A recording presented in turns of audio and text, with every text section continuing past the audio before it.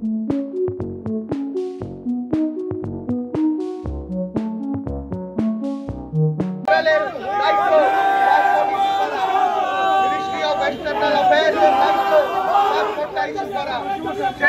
কিন্তু রাজ্য যার পাসপোর্ট ইস্যু হচ্ছে তার ব্যাকগ্রাউন্ড আপনি নিজের পাসপোর্ট বানাবেন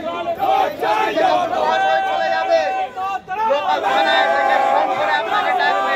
পরিবেশ সৃষ্টি হয়েছে। এই অশান্ত পরিবেশের মধ্যে বাংলাদেশ এবং ভারতবর্ষে পশ্চিম বাংলার পশ্চিম সীমান্তে ৩,৪০০ কিলোমিটার আমাদের বর্ডার আছে। কোন জায়গায় কাঁটাতারের বেড়া, কোন জায়গায় কাঁটাতারের বেড়াও পর্যন্ত নেই। এপার থেকে ওপারে যেতে যে রাস্তা আটকানো দরকার তার নাম হচ্ছে যে গার্ড দেয় বর্ডার সিকিউরিটি ফোর্স। যে বর্ডার সিকিউরিটি ফোর্সকে ঘুষ দিয়ে বাংলাদেশ থেকে ভারতবর্ষে প্রবেশ করা যায়। আজকে বর্ডার সিকিউরিটি ফোর্সকে চোখে ধুলো দিয়ে বাংলাদেশ থেকে ভারতবর্ষে প্রবেশ করা যায়, এটা আমরা নয়, এই সংবাদ মাধ্যমের মাধ্যমে সারা পশ্চিম বাংলার মানুষ জেনে গেছে। আজকে যারা বাংলাদেশ থেকে ভারতবর্ষের সীমানায় ঢুকছে তারা ভারতবর্ষের কিছু এজেন্ট আছে, সেই এজেন্টরা তাদেরকে ভোটার কার্ড বানিয়ে দেওয়া হচ্ছে। ভোটার কার্ড করতে কি লাগে? রেসিডেন্সিয়াল সার্টিফিকেট লাগে। সেখানে রেসিডেন্সিয়াল সার্টিফিকেট দেওয়া ইস্যু কে করে? পঞ্চায়েত করে। সেখানে কে করে? পুরসভা করে এবং মাননীয় বিধায়করা করে, পুরপিতারা করে। তারা রেসিডেন্সিয়াল সার্টিফিকেট জোগাড় করে তারা ভোটার কার্ডের জন্য দরখাস্ত করে দেয়।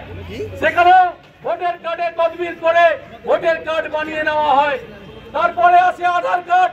ভোটার কার্ড হয়ে গেলে আধার কার্ড এমনি এমনি করে দেয় রাজ্যের সরকার। আধার কার্ড হয়ে গেলে, ভোটার কার্ড হয়ে গেলে তবে আসে পাসপোর্ট তৈরির কাজ। পাসপোর্টে অনলাইন দরখাস্ত করার পর একটা ইন্টারভিউ আসে। ইন্টারভিউ হয়ে গেলে পুলিশ ভেরিফিকেশনে যায়। পুলিশ ভেরিফিকেশনে গেলে পুলিশ বাড়িতে গিয়ে খোঁজ খবর করে সেই লোকটা কতদিন ধরে এখানে আছে, তাদের পূর্বপুরুষ থাকে কিনা, তারা ভারতীয় নাগরিক কিনা, এসব জানার কথা কলকাতা পুলিশ।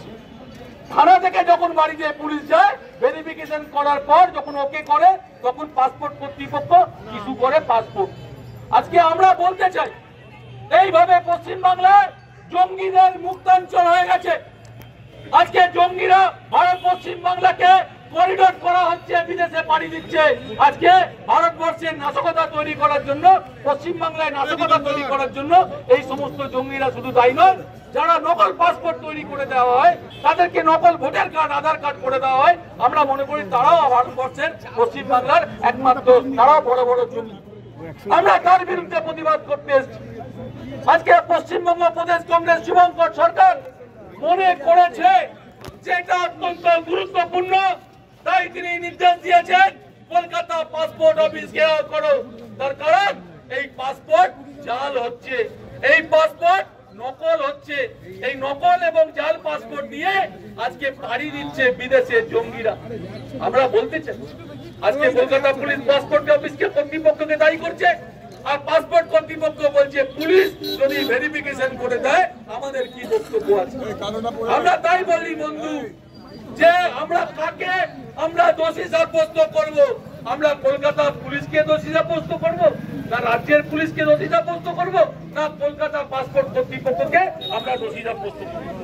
আজকে এভাবে চলতে থাকলে পশ্চিম বাংলায় আরো কিছুদিনের মধ্যে আমাদের সাধারণ যারা নাগরিক আছে, পশ্চিম বাংলার শান্তিপ্রিয় মানুষ যারা আছে, তারা আজকে বিপদে চালিত হবে, তারা বিপদে পড়বেন।